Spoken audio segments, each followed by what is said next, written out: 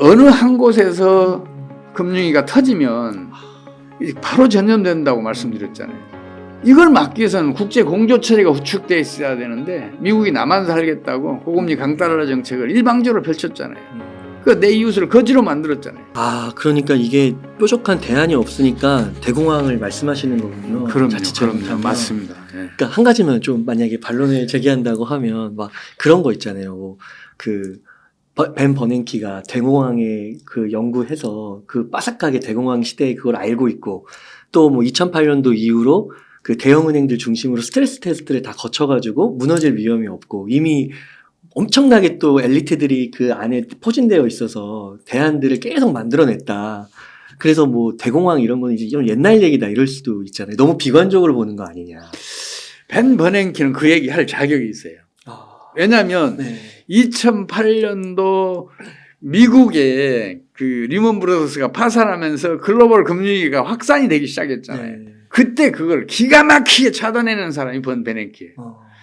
미국은 그 연준 의장이든 재무부 장관이든 대부분 기업에서 현장 경험을 겪은 사람들 또 금융회사에서 CEO 등등 현장 경험을 확실하게 겪은 사람들을 임명하는데 베냉키만 특별하게 학계에서 바로 임용을 해요. 지금도 재무부 장관하고 연준 의장은 학계 출신이긴 하지만 이 사람들도 연방은행에서 다년간의 경험을 한 사람들, 현장 경험을 한 사람들이. 근데 버냉키만 A란 말이에요. 근데 그 사람은 왜 그때 당시에 연준 의장으로 발탁이 됐냐면 이 사람은 세계 대공황의 최고의 전문가 중 한 사람이에요. 그 사람의 논문을 제가 읽어본 적이 있는데 야 대단하다. 이론에 구애받지 않고 어떻게 이런 논리를 펼 수 있느냐 하는 생각을 했어요. 참 열심히 공부한 사람이에요. 대공황에 대해서는. 그러니까 2008년과 같이 심각한 사태를 딱 1년 만에 벗어나게 해요. 그 정책이 뭐였냐?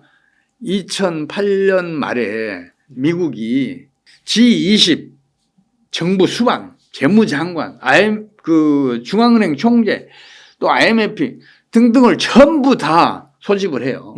그러면서 제안을 해요. 미국이 모범을 보일 테니 여러분들도 협조해 주기 바란다. 이번 글로벌 금융위기는 전염성이 뛰어나기 때문에 여러분들이 협조하지 않으면 미국이 물론 가장 큰 타격을 받지만 여러분들도 타격을 받을 것이라 그러면서 하나의 정책을 제안을 해요. 그러면서 모범을 보여요. 그게 뭐였냐면 신용 파괴 원리가 작동하니까 통화량이 축소되는 과정이 있었잖아요. 그래서 미국이 2008년 말에 번원 통화를 2배를 올려요. 상상할 수 없는 규모예요, 이게. 그 전에는 이런 사례가 없었어요. 그리고 기준금리를 계속해서 자이언트 스텝, 빅 스텝 밟아가면서 나중에 0.25% 떨어뜨려요. 그래서 당시에 그렇게 심각하게 진행되던 글로벌 금융위기를 차단해내요.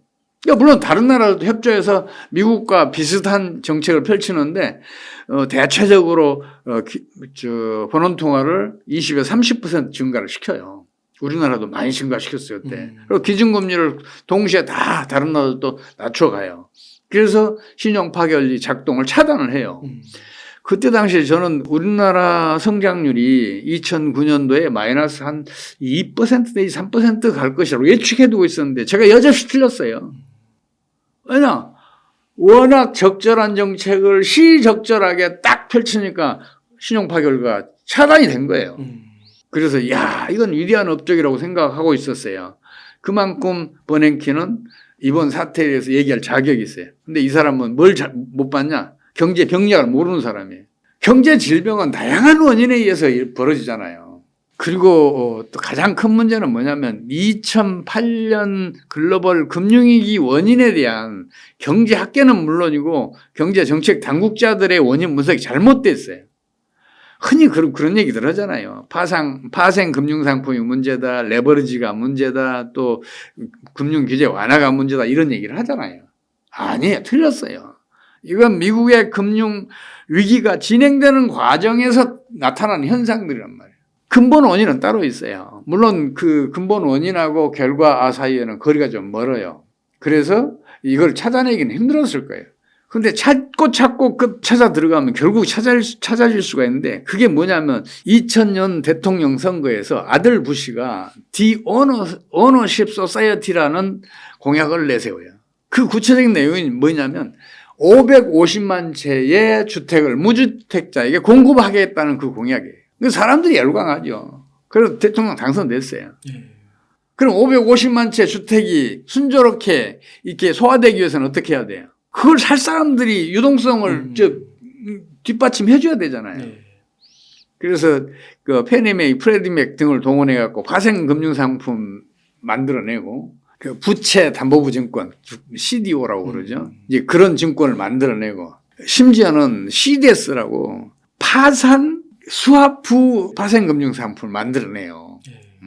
크레딧 디폴트 스와프라고. 그리고 거기에다가 또 그런 것들을 묶어서 그러니까 A등급 그 부채를 또 C등급 부채를 섞어서 하나의 또 파생금융상품을 만들어요.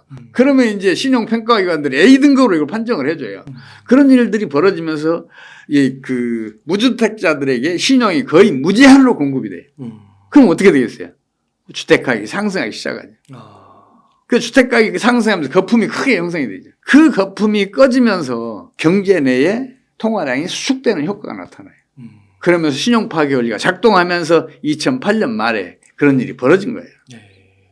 베어스턴스도 그래서 무너졌고 베어스턴스 무너진 다음에 인디맥 은행, 워싱턴 뮤추얼, 나중에는 리먼 브라더스. 이 리먼 브라더스는 미국 4대 투자은행이잖아요. 엄청나게 큰 규모 은행이에요. 이런 은행들이 연이어 파산한단 말이에요. 신용 파괴 원리가 작동하면 그런 일이 벌어질 수밖에 없어요. 그래서 그 근본 원인을 찾아서 거기에 대한 반성이 있었고 다시는 그런 일이 안 일어났어야 했는데 최근에는 거기에 대한 반성이 부족했죠. 그러니까 최근에도 이런 일이 벌어진 거죠. 나는 그때 진짜 이해할 수 없었던 게 미국에서 벌어졌던 일이 이미 영국에서 벌어졌어요. 1980년대 중반에 대처 정부가 무주택자들에게 공공임대 그냥 거의 무상이나 다름없이 매각했고 또 150만 채 주택을 공급해요, 추가로. 그래서 영국의 주택 보급률이 56%에서 65%로 올라가요. 이 목표가 달성되기 위해서는 유동성이 풍부해져야 돼요. 그 유동성이 풍부해지니까 이제 그 부동산 시장 전반에서 이제 거품이 생긴 거예요. 그리고 이게 붕괴되면서 1990년 들어서면서부터 3년 동안 경기 후퇴가 급속하게 진행돼요. 두 해는 마이너스 성장을 하고 한 해는 0%대 성장을 해요. 영국이 이미 그걸 겪었다 그러면 미국은 그거 왜 외면했을까 이게 궁금해요. 그런 사례는 무수하게 많아요. 그러면은 이런 금융위기 속에서 또 시적절한 경제정책이 나올 수 있는 가능성은 별로 없는 걸까요? 지금 가장 큰 문제가 국제 공조 체제가 무너졌다는 거예요. 어느 한 곳에서 금융위기가 터지면 바로 전염된다고 말씀드렸잖아요. 이걸 막기 위해서는 국제 공조 체제가 구축되어 있어야 되는데 미국이 나만 살겠다고 고금리 강달러 정책을 일방적으로 펼쳤잖아요.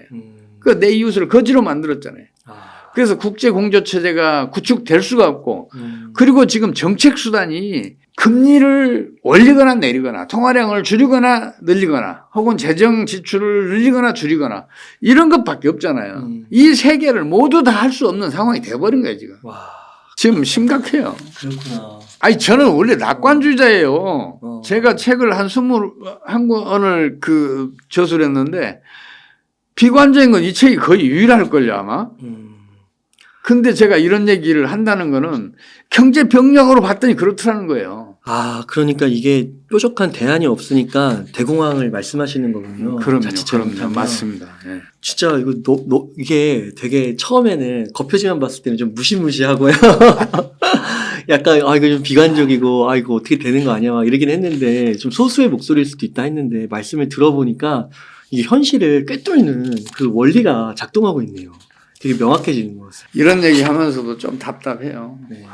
어디 돌파구가 없을까. 내가 조금 머리가 좋았다 그러면 여기에서 돌파할 수 있는 어떤 정책 수단을 개발할 수 있었을 텐데 그런 생각도 들고.